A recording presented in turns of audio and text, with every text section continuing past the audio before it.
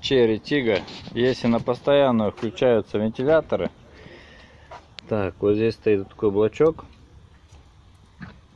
Есть вот такая вот крышка с таким вот порт-номером. Вот. В нем стоят две релехи. Одна из них, вот если видно, вот эта черная сгорела.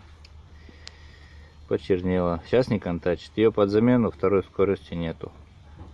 Вот. Стоит под фары. Вот в этом месте. Нужно снять воздухан, открутить пару болтов на 10.